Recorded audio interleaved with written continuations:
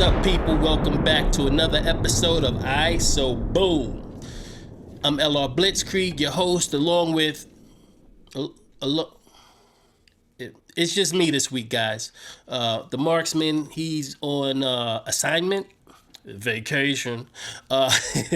Anyway, this was the longest episode of Falcon and the Winter Soldier thus far, so... with nobody here to banter with, I'm going to just try and run through everything real quick and give y'all a rundown of, how I thought it went down. All right? So, boom. So we start, right? Right off where episode 4 left off.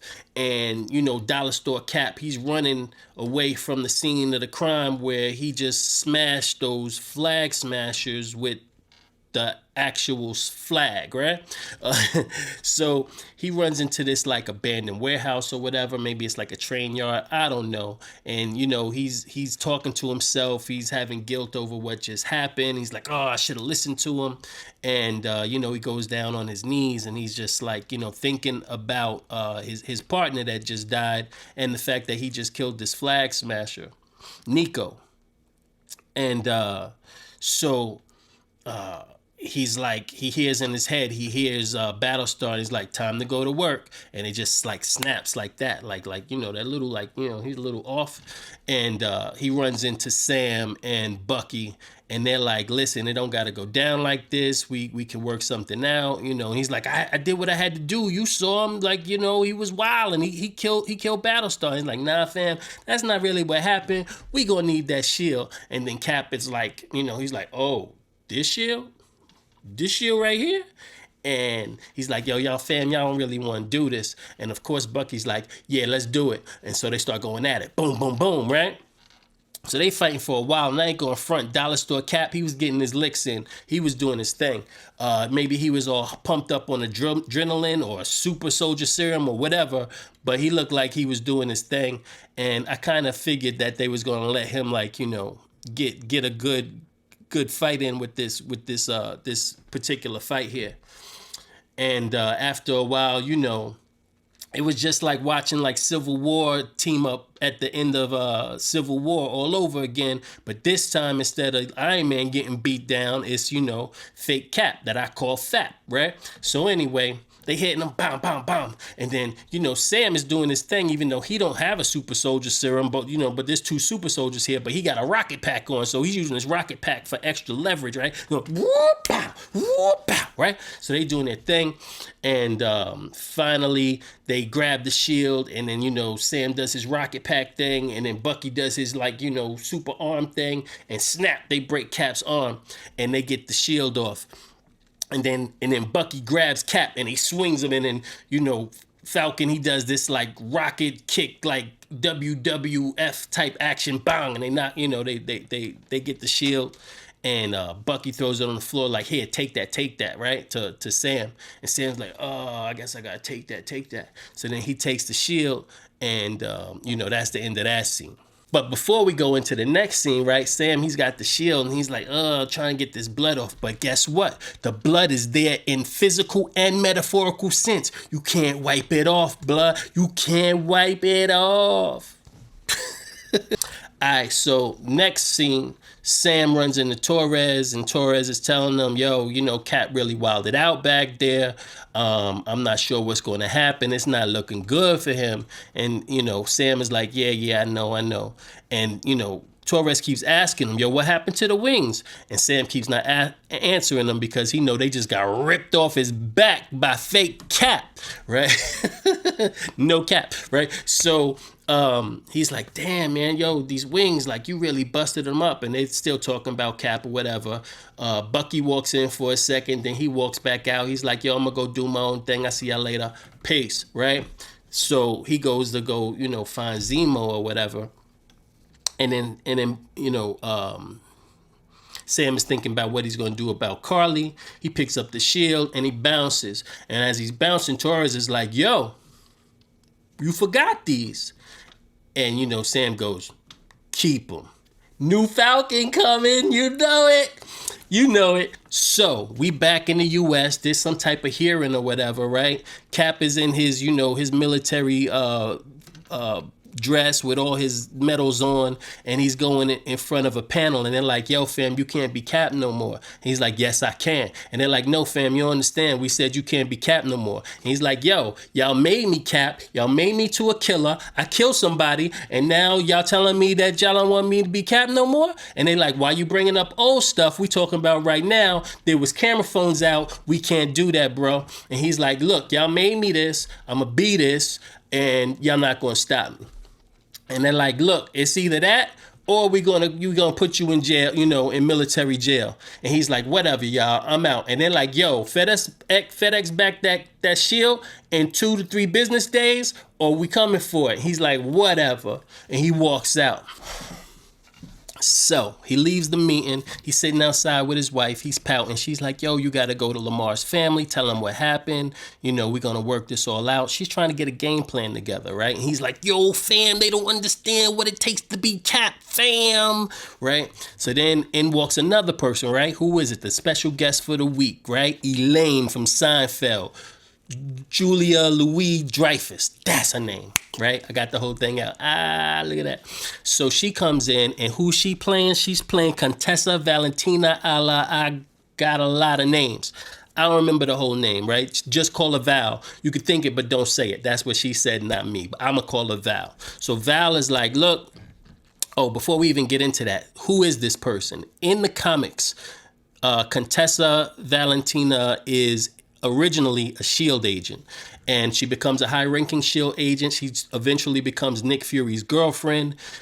She has her own team called FemForce, and she's also known as Agent 14.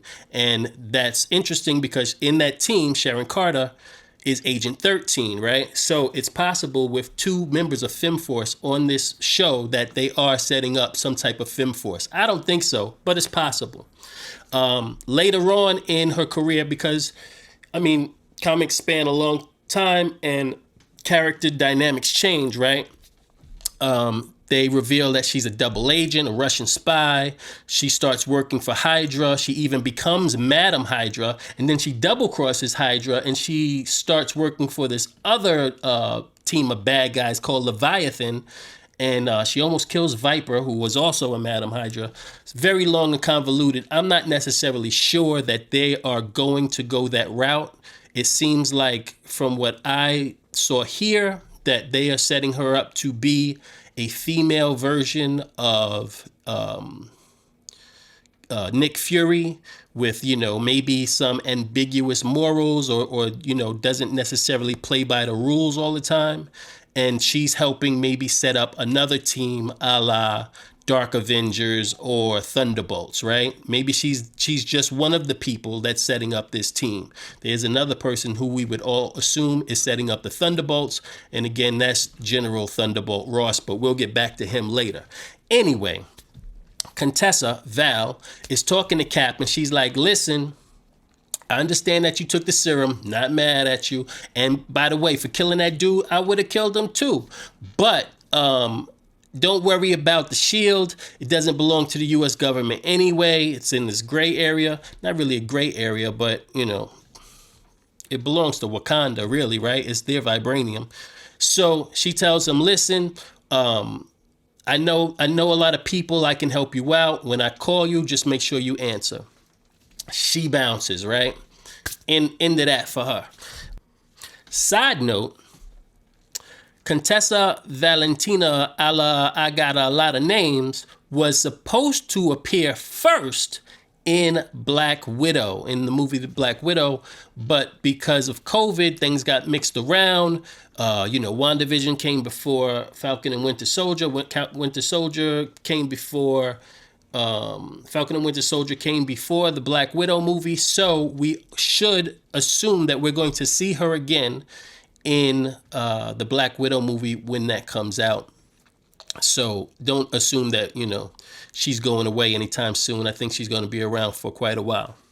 Boom. Cut to the Sokovian Memorial where Zemo is, just, paying tribute to his family and all the people that his country has lost and that he's lost, right? And then Bucky shows up and he's like, I thought you would have been here sooner. And Bucky's like, yeah, whatever, man. So he tells Bucky, don't worry, I'm not going to kill you. And Bucky's like, like you could have killed me, right? So, they have this talk for a little while, and Zemo's like, listen, I tried to tell Sam, but that little girl, she's going to have to die. She is too radicalized, and it's not going to work. So Bucky's like, look, we're going to do this our own way. We don't got to listen to you. You a criminal. And matter of fact, I got this gun, click, click. And then he puts it up into Zemo's face. And Zemo looks at him like, oh, I see. Like, you really are what I thought you were. I wasn't wrong. He has this smile on his face. Like, even though I might die right now, you're proving me right by pulling that gun on me and trying to kill me, right? And then, Bucky pulls the trigger. Boom! But it's empty. And then he has the bullets, and you see that scene that we kept seeing from all of the trailers, right? Where the bullets fall on the floor. And he's just, just to prove that I'm no longer a killer. You don't define who I am for me. I define who I am. And, that was cool. And then he does the, the sweet caw, and then come out, these black, beautiful, bald-headed, the killer team from Wakanda, Aiight and the homies. And they grab up Zemo and they take him away. And where do they say they're going to take him? To the raft. Now, where have we heard the raft before? That would be General Thunderbolt Ross. He usually is at the raft. He runs the raft. And in the comic books, again, he recruits criminals from the raft and it makes up his own team of a superhero team, kind of like a Suicide Squad, but not really because they don't got to die all the time. But, it's mixed with like heroes and villains. It could be that. It could be that they're making some amalgamation, some mesh or mashup of the Dark Avengers and the Thunderbolts, because really it's the same thing, right? But it's kind of redundant in the comic books.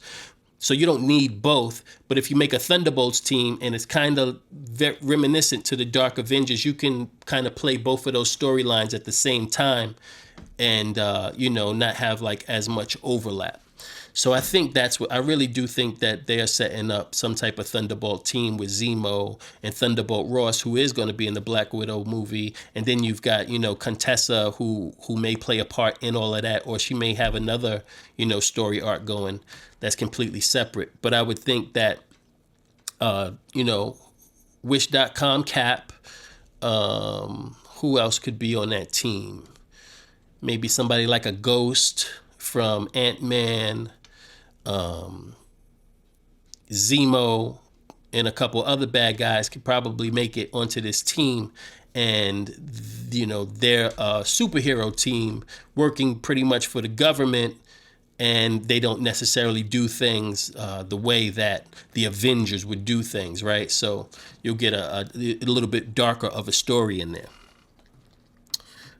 So anyway, they take Zemo off, but before they do that, Bucky says, "Look, Ayo, can I have one more favor?"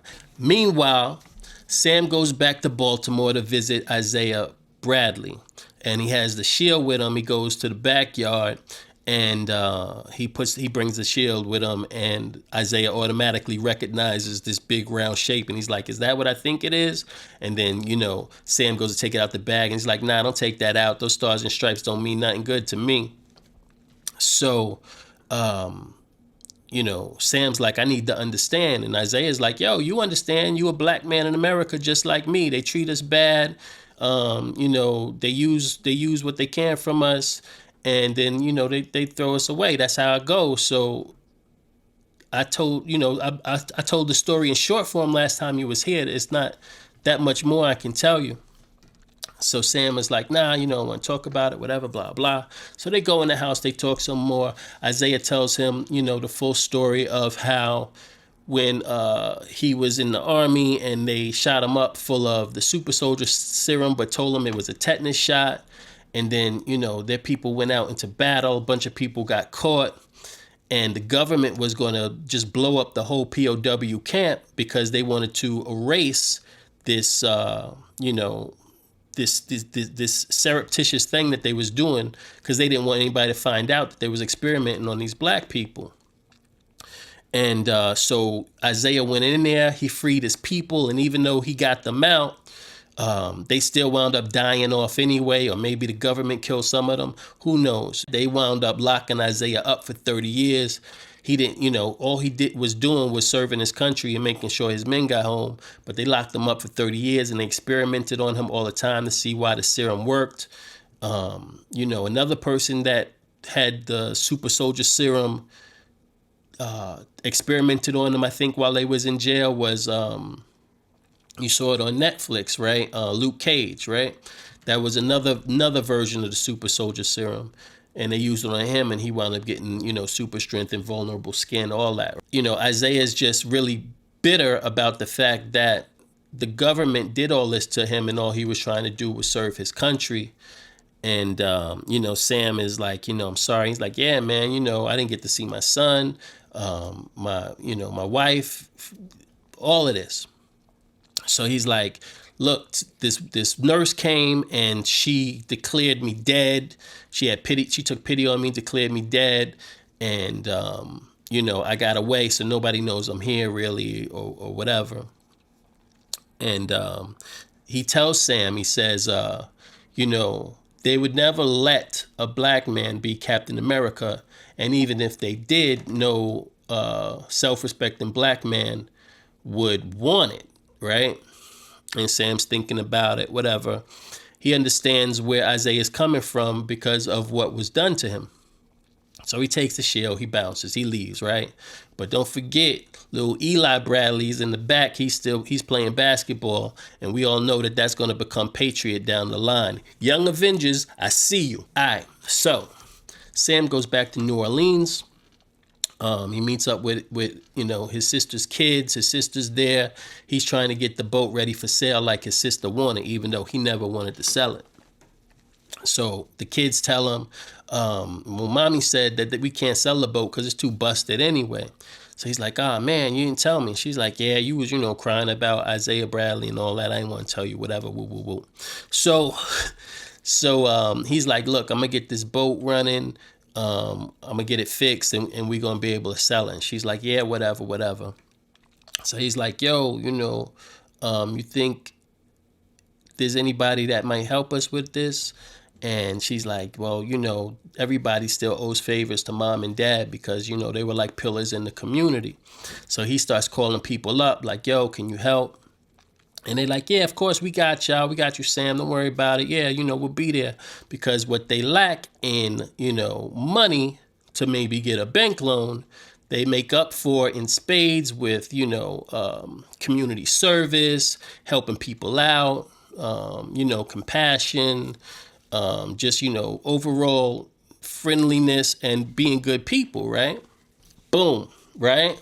Bucky shows up while the people that live in the town is doing all this work. They got a new motor or something, and all of a sudden it comes off the truck. He's like, yo, how are we gonna get off the truck? And Bucky's like, shoo, I got this, boom, and puts it down, right? So then Bucky's like, look, I got this suitcase for you. Here, take this, just sign for it and I'll go. He's fronting. He wants to help out too. So, they put the little suitcase to the side. And, we get everybody helping out, trying to get the boat fixed. All right, back to Dollar Store Cap. He's back wherever they from, wherever Battlestar's from, and he goes to see Battlestar's family. And he's telling them, what happened, how he died or whatever, and they're all crying. And the dad is like, well, did you at least kill the guy that, killed Lamar? And he's like, yeah, I got him. He lying, right? So, the sister's looking at him like. Anyway, he tells the family that he got him, and they tell him, yo, he was so happy to be your partner and proud of you when you became Captain America. And, all the while he's just lying to them. He's lying to himself. He knows he didn't get the guy. And, he's just doing everything to try and make himself feel better about the whole situation. Meanwhile, he's fronting. All right, so boom, here we go. Now we see Sharon again, right? One time that I think we see her in this episode. And what's she doing? Brokering a deal with Batroc the Leaper, talking about, yo, I got you out of jail. You'd still be in that, in that prison if it wasn't for me. Doing deals with criminals. But I can't give her too much grief for it because Nick Fury had hired Batroc back in what was it, Winter Soldier or one of the Cap movies. Sharon tells Batroc she needs his help. She'll pay him double this time. He's like, all right, cool, what you need. And that's the last time for this episode that we see the power broker. I mean, Sharon Carter. Fast forward to Sam and Bucky. They playing catch with the shield. Sam's throwing it, and Bucky's catching it, and then he's throwing it, and Sam's catching it, and then we get the wokest scene of Bucky throughout the whole season. He's like, hey man, when me and Steve was talking about you becoming a new Captain America, we didn't realize what it meant to give the shield to a black man. Here you go, bro. I mean, it was a cool scene, whatever. So then he's like actually again giving the shield to Sam, and Sam's like, thanks, man. And then they have this heart to heart where Bucky's just talking about what the shield meant to him, and then once he stopped thinking about what it was just for him, he was able to realize what it meant on a grander scale. And he was saying that the shield really basically signified the only family he had left because it was a symbol of Cap, right? And Sam is like, yo, it's a piece of metal, it's not Cap. But even if it was, it don't matter what Cap thought. It doesn't matter what Zemo thinks. It don't matter what nobody thinks. It matters what you do and who you are as a person from here on out. And he's like, yeah, I had the book and I was trying to do, the book thing and go through the pages. And he's like, yeah, but you wasn't doing anything for those people. You was avenging. You weren't being of service, right? And we see throughout the whole show that Falcon, Sam, has always been of service. He's always helping people. His family's always doing things for people. He's selfless. He's not doing things for his own personal goals or to make himself feel better or to make himself feel worthy, right? And that's what Dollar Store Cap's been doing the whole time. It wasn't about doing the right thing. It was about doing the things that he thought was going to get him that notch on his belt that was going to make him feel worthy of being Cap, or just worthy of his station in life, or where he thought he wanted to be, because it really seems like he doesn't really think that much of himself, and he's always searching for something to make himself feel better, and he thought that being Captain America was going to be that thing. And now that the government is trying to take it away from him, he's kind of slipping, he's losing it, right? Obviously, in part because the super soldier serum is exaggerating his feelings of unworthiness, and just the fact that he's unworthy, because it's what you do. You can't just put on the suit and become Cap. You have to do the work, and this is what Sam is telling to Bucky. You got to do the work. You have to make somebody, or the people in the book. You have to be of service to them and do something that is going to make them feel better, instead of just trying to make yourself feel better by avenging the grievances you've done as the Winter Soldier. And him and Bucky's like, oh man, you're pretty smart. Sam's like, I know, man. I've been doing this for a minute. So they obviously at this point in time, despite the fact that throughout the entire series it seems like they've been kind of butting heads, you can see that they're totally friends now, even though they won't say it. They'll say, we're two guys that have a mutual friend, or we're partners, but we're not really partners. And they'll play that banter back and forth forever, and it's dope. I like it. It's definitely that buddy cop thing that we were looking for, or we thought we were going to get in this show the entire time. Boom. So back in New York, Carly's in New York with one of the flag smashers. They're sitting in the park, and he's like, "What are we doing here?" She's like, "Don't worry about it. Chill out." So then up comes Batroc. Batroc got a suitcase, and he opens up the suitcase, and it's got like some grenades in it, some other weapons, whatever. And the flag smasher says to Carly, he's like, "Yo, what are we, criminals now? We working with criminals?" And she's like, "Yo, the world thinks we criminals anyway. It don't even matter." So Batroc is like, "Look, fam, I'm not here for your little cause. I'm here to kill the Falcon. He's beat me up a couple of times. He owed me some money." And she's like, "Look, don't worry about that. We'll get to that. We got to take care of this. And then, you can take care of that." So then she does, she looks at her phone. She looks at all the supporters of the flag smashers that are around. And she does the, and they all come out of the park. It looks like, Thriller, Michael Jackson. They all get up like zombies, start walking towards her to get their little grenades or their little, pocket pistols or whatever they got in this suitcase. Whatever. So Sam is at home. He gets a call from Torres, who's about to be Falcon, and he's like, "Look, fam, I've been tracing these flag smasher signals, and it's all been over in Europe, but right now it's in New York." And then Sam's like, "Don't worry, I got this." Click, and he hangs up the phone, and he goes over to that big black Wakandan suitcase, and he opens it up, and then the light comes out like it's Pulp Fiction, and he's gonna get that suit, which is pretty dope, right?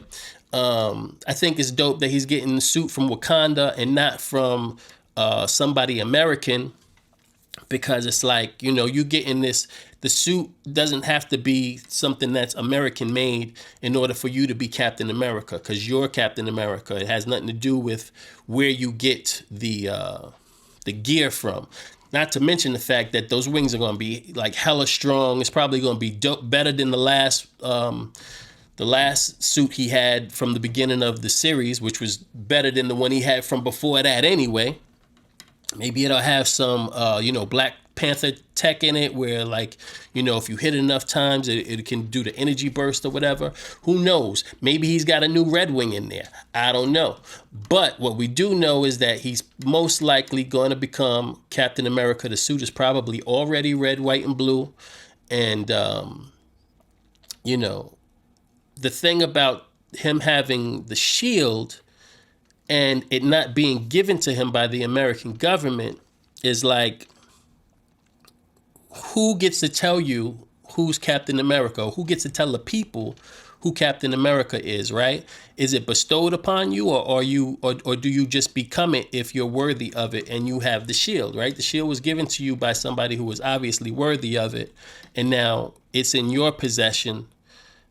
It's been tarnished somewhat, but now you have to do the work in order to restore it to its former glory, right? And then you think about Isaiah Bradley, who's like, they'll never let a black man be Captain America. Well, they're not letting anybody be anything. I'm Captain America. I'm taking the shield and I'm going to be Captain America. And it's not up to you to tell me if I'm worthy or not. It's up to the people of America to tell me if I'm worthy of it or not, because I'm of the people. I'm one of the people. And you see that in practice throughout the entire show. Sam's always going out to help people, even whether it's the flag smashers. He was a believer in what Carly wanted to do, but he just didn't agree with her methods. So he was for the flag smashers, except for the way that they were going about things, right? He's for the people of his town. He's for his family. He's for helping Bucky. He's for helping soldiers with PTSD. He's always been of service. You have to do the work, and if you do the work, then you are worthy of that thing, and you are who you say you are. Is what he was trying to tell to Bucky, and what it means for him to now be a black man as Captain America, right? He understands Isaiah's upsetness or how upset he is about everything that's happened to him, and he knows that he's right in that, but that doesn't mean that he can let the bitterness take the fact that he thinks that he can make some change now, right? And that him seeing his nephew, trace the star or play with the shield, that he believes that there should be somebody that looks like him in that role, so that they have that role model and they feel like they can, aspire to that greatness or some type of greatness. And the American people that don't believe that a black man should be Captain America, they don't get to win, because if he doesn't take on that mantle, then they win, right? If they get another blonde-haired, blue-eyed person and give them the shield, then those people win as well. So, he's fighting for the people because a lot of those people look like him, and he's also fighting for the people that don't look like him. What makes him Captain America is the fact that he always tries to do what's right, and not for him, but again, for the people, and that's what the flag is supposed to represent for everybody. So, that's the episode. Wait, before we go, I don't know how many of y'all stuck around, but there was a mid-credits end scene, and we see Wish.com Cap making his own Wish.com shield. He's got some metal. He's in the workshop. He's banging away, looking like Tony Stark in the cave at the beginning in the middle of Iron Man 1. And, he's taking his medals of honor and he's like, putting them into the shield. I don't know what it's going to look like when he's finished, but we got a word for that. Where I'm from, it's janky. So obviously, whether or not he thinks he's Captain America anymore, he's going to be something else now, whether it's U.S. agent or it's what's the other name that he goes by, Super Patriot. John Walker is off the deep end. Who knows if he can be redeemed? But that was this episode, and there is only one episode left. For that one, my co-host, the Marksman, hopefully he'll be back so that me and him can run down everything that's happened so far and everything that happens in that episode. I can't wait to see it. If you like this episode or you like the show, make sure to subscribe. I'm LR Blitzkrieg. Make sure to check out, now that I'm here by myself, I'm gonna give myself the super plug, right? Make sure you check out my new EP that's out, The Sixers. I did it with my boy The Bad Seed, and it's produced by super producer Knots, Grammy nominated. He's worked with T.I., he's worked with Kanye West, he's worked with Dr. Dre, he's worked with Busta Rhymes, he worked with about everybody. And I had the pleasure of working with him on a 6-track EP, eight tracks in total, but 6 songs, super fire. It's called The Sixers. There'll be links down somewhere in the comment section, right before the comment section or whatever. Anyway, this is Aiight, so boom. Make sure to check out everything that's coming down the line on the MCMIreport network. We got some more shows coming. I'll be on another one of those shows called the MCMIreport. Don't forget the Marksman's X Marks the Black podcast. That's what it is, y'all. Thanks for tuning in. I hope y'all had fun. Aiight, so boom.